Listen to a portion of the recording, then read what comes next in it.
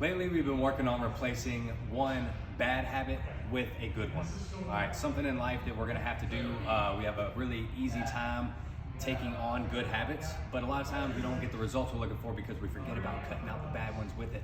All right, so I wanted to focus on a few things on the board, and then I have one main message today. We've got a lot of good habits being replaced. All right, ones that are more mental, with replacing negative self-thoughts with positive accomplishments.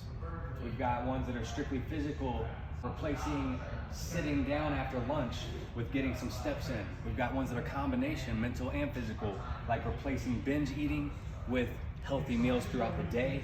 One like replacing inconsistent meals with more regularity. All right, now one that I've been really focused on lately, and it's making a great deal of difference for me, is replacing heavy sugary foods or high glycemic index foods with more natural carbohydrates that are lower on the glycemic index, and especially before bed. All right, two things is I was having trouble sleeping, getting less sleep, having troubles falling asleep, and then lower quality of sleep once I was. And number two, I was waking up with a lot of inflammation. All right, at 31 years old, I was already walking like this first thing in the morning, and I said, you know what? I'm not even a dad yet, let alone a grandpa, so I can't be moving like that. So making these changes is making a lot of difference in my quality of sleep and my inflammation. It's helping a ton. So I want to focus on the glycemic index for a second, make sure that you're aware of what that is, and then have you do some homework and maybe consider getting more balance within your carbohydrates as well. So what the glycemic index actually is a rating of carbohydrates on a scale from 0 to 100. All right, they just put a numerical function on this.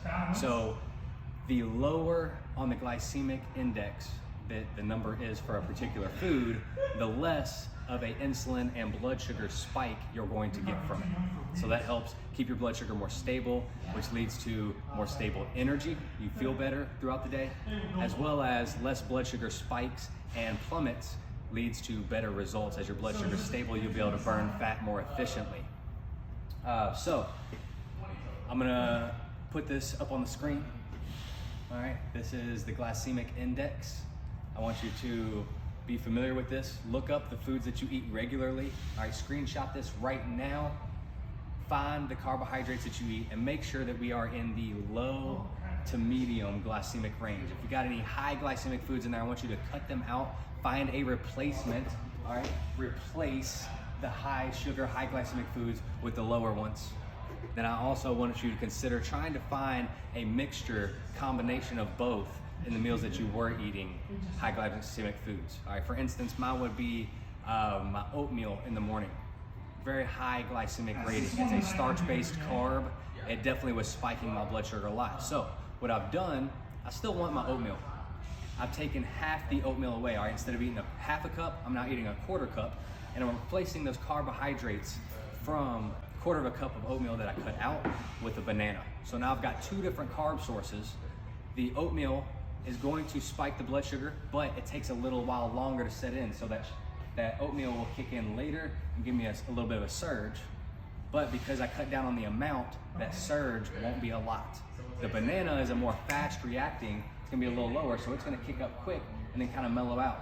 Between the two, I get this quick rise and a nice stable bit of energy for a while before that blood sugar drops back down again. All right, so try to find things, usually a lot of the fruits like melons, berries, and most every vegetable is gonna be very low on the glycemic index.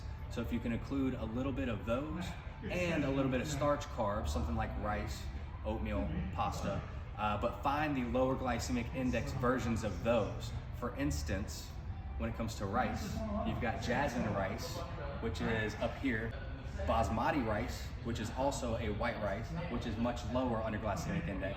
So you can switch over to that basmati rice, and instead of loading up all your carbohydrates into that, you could do half your carbs in the basmati rice, and then half your carbs coming from vegetables. All right, this is a lot of details, very, very high level, advanced concept here, but if you're struggling to get results, if you're struggling to sleep, if you're inflamed, if the fat's not rolling off your body, if your energy levels aren't really good throughout the day, all right, these are details that they're worth looking into. worth making these adjustments and replacing some of the bad habits, those higher glycemic foods, with better ones. All right, you got some work to do. If you have any questions, we're always here to help out. So call us, email us, DM us, get in touch with us somehow, and let's get to work. Let's get you accomplishing your goals.